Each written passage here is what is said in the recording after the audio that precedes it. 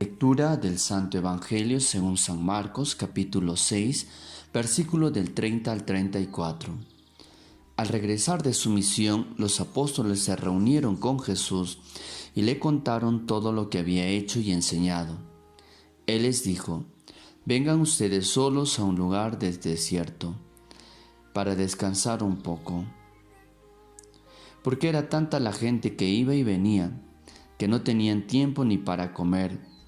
Entonces se fueron solos en la barca a un lugar desierto. Al verlos partir, muchos los reconocieron y de todas las ciudades acudieron por tierra a aquel lugar y llegaron antes que ellos. Al desembarcar, Jesús vio una gran muchedumbre y se compadeció de ella, porque eran como ovejas sin pastor, y estuvo enseñándoles largos ratos. Palabra del Señor. Queridos hermanos y hermanas, buenos días. ¿Cuántos de nosotros no hemos buscado un espacio, un momento, un lugar para estar a solas? ¿Quién de nosotros no ha experimentado situaciones turbulentas en la vida, situaciones difíciles a las cuales tenemos que enfrentarnos? Pero frente a ello, necesitamos buscar un espacio, un lugar de encuentro con nosotros mismos, como quien dice, un momento como para respirar. Esa misma situación o experiencia también lo tuvieron Jesús y sus discípulos apóstoles.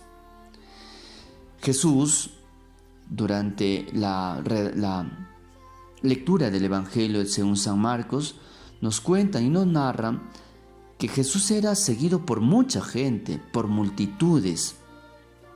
Y eso me imagino que muchos de ellos admirados por las cosas que decía o hacía, pero también por la forma de enseñar, cosa muy distinta que pasaba con los escribas o los fariseos, los maestros de la ley.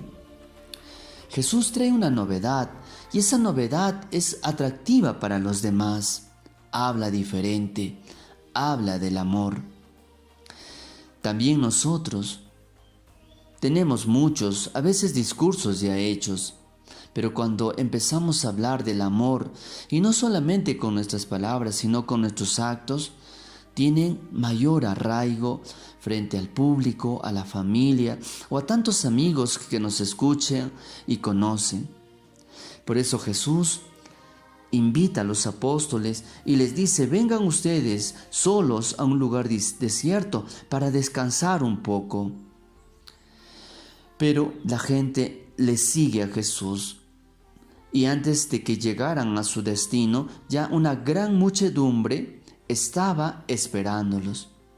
Jesús los vio y dice el Evangelio según San Marcos: al ver tanta gente, gran muchedumbre, se compadeció de ella, porque eran como ovejas sin pastor, y estuvo enseñándoles un largo rato. Jesús se compadece. Termina el Evangelio con esta hermosa y profunda palabra: se compadece. En traducidas, podemos decir, se les mueven las entrañas. Jesús no es el Dios que se cruza de manos.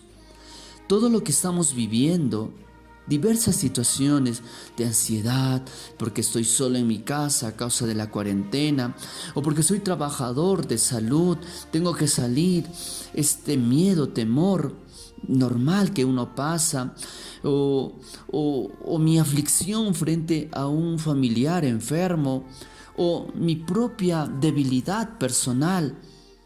Frente a ello, Jesús se compadece, es decir, también está en ese padecimiento, en ese sufrimiento con nosotros. El Evangelio es claro. Jesús no ha venido a darnos palabritas mágicas. Jesús ha venido a darnos su propia vida.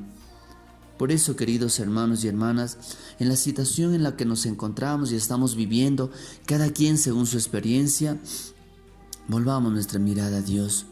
Dios nos sigue mirando, se sigue acercando para estar con nosotros, para caminar con nosotros. Es el Cristo, es el Dios entre nosotros y con nosotros. Que tengan un bonito fin de semana, hoy sábado, mañana domingo, mañana la Santa Misa. Sigamos compartiendo. También que tengamos la capacidad de compadecernos frente a los sufrimientos del prójimo, del hermano, del que más nos necesita. Cada uno de nosotros es este reflejo de Dios en la tierra. Hagámoslo con nuestras obras. Un abrazo muy fuerte, caluroso para ustedes. Seguimos orando por cada uno de ustedes. Bonita mañana, bonita semana, paz y bien.